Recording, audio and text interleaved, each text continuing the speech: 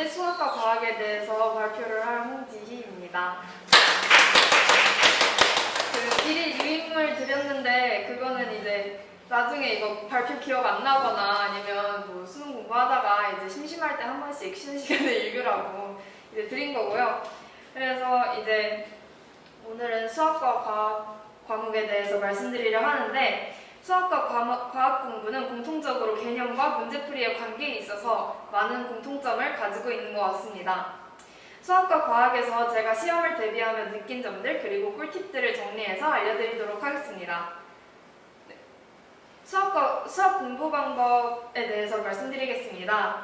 현역 때에 비해 저는 재수 때 진짜 수학 성적이 많이 올랐는데요. 약간 정말 안정적인 2등급에서 안정적인 1등급으로 올리기까지 뭔가 제가 현역 때와 재수 때 제일 많이 달라진 것은 첫 번째 문제 분석을 했다는 것이고, 두 번째로 실전 연습을 정말 효율적으로 했다는 것 같습니다.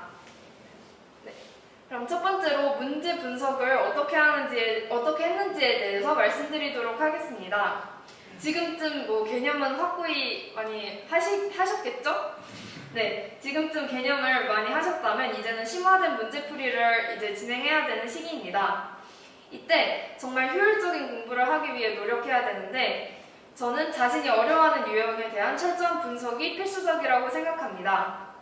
정말 고민한 시간만큼 한 문제에 대해서 고민한 시간만큼 자신의 실력이 늘기 때문에 풀어야 하는 문제의 양에 집착하기보다는 한 문제를 풀더라도 얼마나 깊이 있게 그 문제를 자신의 것으로 만들었는지에 대해 고민하시길 바랍니다. 그래서 저거는 제가 실제로 그 수험생 때 쓰던 수학 복습 노트인데요. 이거 여러 권이 있는데 이거는 미적분이고, 그래서 그 중에 하나를 일단 가져와 봤어요. 그래서 저는 제가 한 것도 참고하셔도 되고 자신만의 방법으로 하시면 좋을 것 같아요. 그래서 이 노트에 뭐 한 장 정도 이제 제가 가져왔는데, 이게 19년도 9월 30번 문제예요. 그래서 먼저 어떻게 했는지에 대해서 말씀드리도록 하겠습니다. 먼저 이 노트에 제가 쓴 것은 반복적으로 오답이 나오는 유형, 그 다음에 어려운 유형, 또는 수업 시간에 선생님들께서 막 문제 가져오셔서 이 문제 이렇게 또 풀 수 있다? 뭐 이러면서 새로운 스킬 같은 거 알려주시잖아요. 그럼 그 스킬을 이제 정리한 그러니까 노트입니다.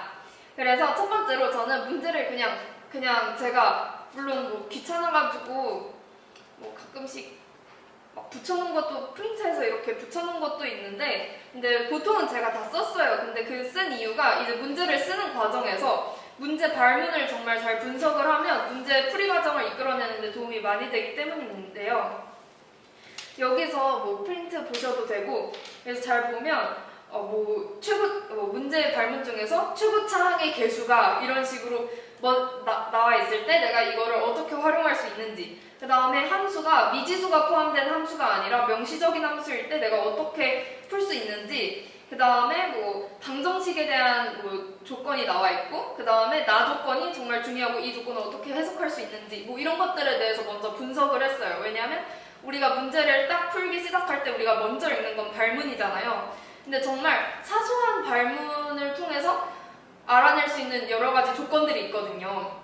그래서 일단은 문제 발문을 정말 꼼꼼하게 이제 분석을 하시면 다양한 문제들에서 공통점을 발견하실 수 있을 거예요. 그래가지고 먼저 저는 발문을 분석을 했고요. 그 다음에 문제 과정을 정리하고 그 과정에서 제가 놓친 개념, 그 다음에 스킬들을 이제 메모합니다. 그래서 여기 보면 다 이렇게 제가 정리를 했는데, 이제 방법에서 일단 내가 처음으로 이 방법 어떻게 접근했고, 그 다음 나는 이렇게 또 이걸 통해서 이렇게 정리했고, 그 다음에 과정을 통해서 3단계를 통해서 난 이 문제를 풀었다, 뭐 이런 식으로 깔끔하게 자신이 푼 문제 풀이의 과정을 좀 단계화시키는 게 중요한 것 같아요. 그러고 이제 뭐 옆에 이거를 할 때 4차 함수를 이용한다, 4차 함수 그래프가 5개밖에 나올 수 없는데 이 중에서 이거일 수밖에 없는 이유, 뭐 이런 것들을 정리를 한 거거든요.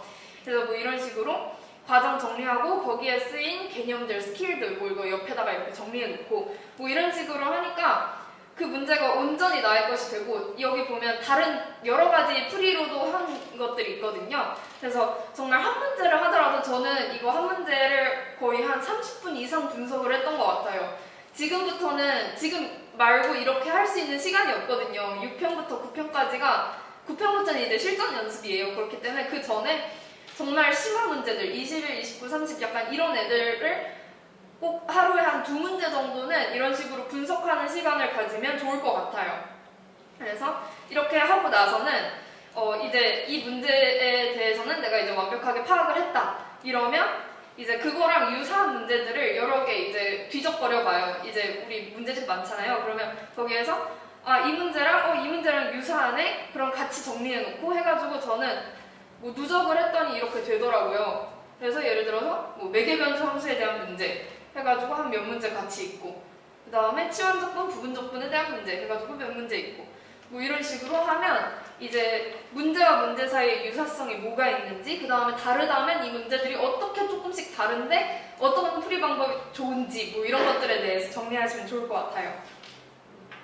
다음은 실전 연습입니다. 실전 연습에 있어서 제일 중요한 건 시간 관리라고 생각을 하는데요. 예를 들어 자신이 19번까지 풀고 나서 딱 시계를 봤을 때 자신이 예상하고 있는 시간에서 플러스 마이너스 5분에서 10분 정도의 격차를 둘 만큼 어떠한 시험지를 만나더라도 일관된 속도와 풀이법을 유지하는 것이 정말 중요하다고 생각합니다.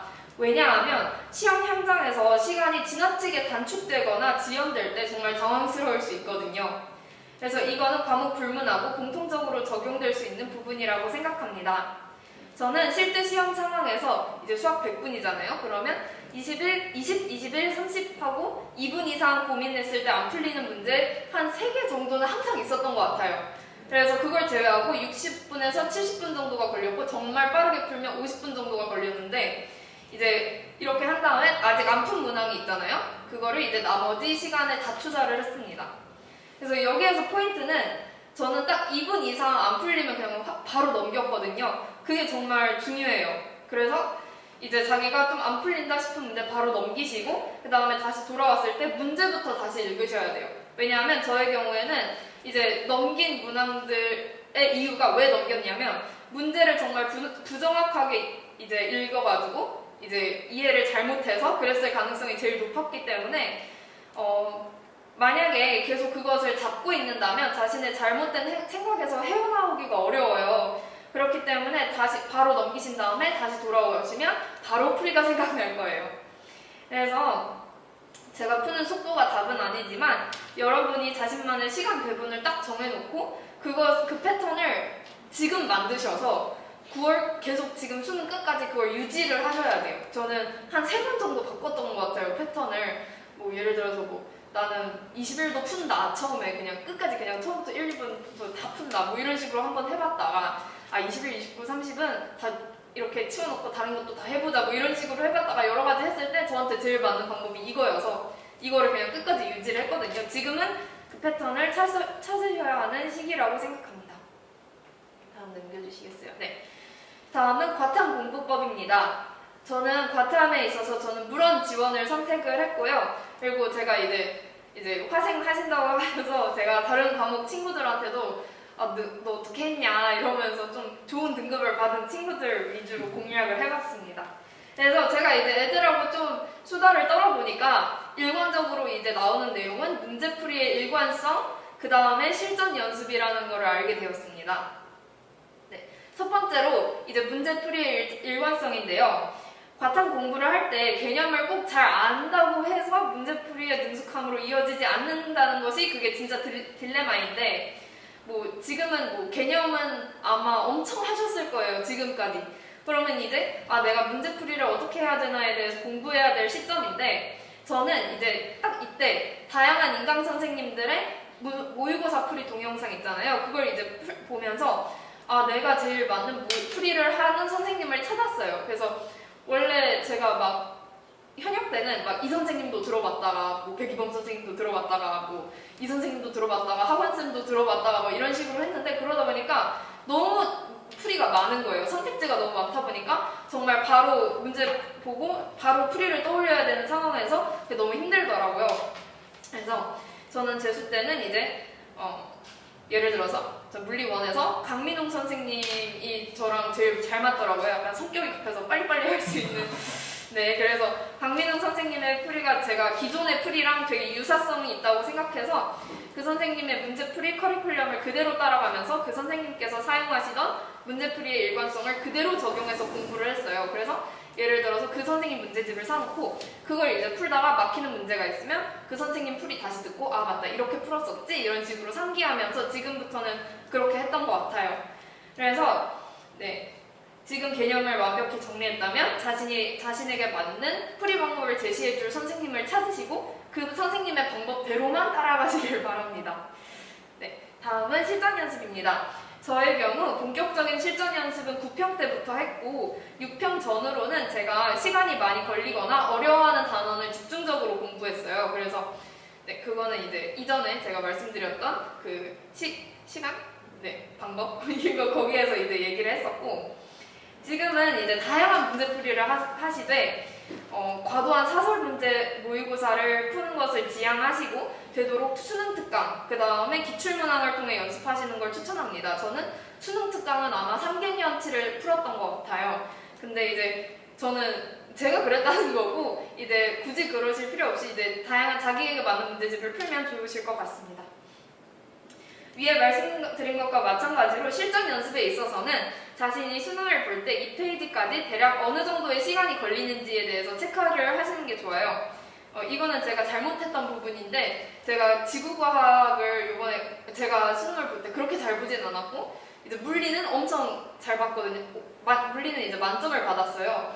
근데 지구과학에서 제가 패착의 원인을 정말 오랜 기간 분석을 해봤는데 그건 이제 제가 모의고사를 풀 때 어느 모의고사는 막 30분 시험이면 막 15분에 끝나고 막 그러는데 어느 시험은 막 시간이 없고 막 그럴 때가 많았어요. 근데 이제 만약에 제가 좀 시간 분배를 확실히 해가지고 아 이때까지 이만큼 푼다 내가 여기서 늘어지고 있으면 바로 넘겨야지 뭐 이런 것들을 많이 분석을 했다면 좀 더 좀 당황하지 않았을 것 같아요. 어떠한 그런 난이도의 문제 그러니까 모의고사를 풀더라도 자신의 패턴은 그대로 유지하는 것이 정말 잘 볼 수 있는 팁이 아닐까 싶습니다. 그래서 모의고사를 그 다음에 복습을 할 때 그냥 맞았다고 지나가시지 마시고 미처 보지 못한 선지 또는 보기도 확인하면서 놓친 것이 없는지 꼼꼼히 분석하는 것도 추천을 합니다. 왜냐하면 1, 2, 3, 4, 5에서 만약에 1번이 답이다 하고 이제 넘어갔어요. 근데 만약에 이게 선지가 이게 순서가 바뀌어 있으면 틀렸을 수도 있잖아요. 그러니까 이제 나머지 선지나 보기 또한 이제 꼼꼼히 이제 확인을 하시고 왜 이 선지 다른 선지에서 이제 헷갈리는 것이 없도록 완벽하게 이제 복습을 하시고 가면 좋을 것 같습니다.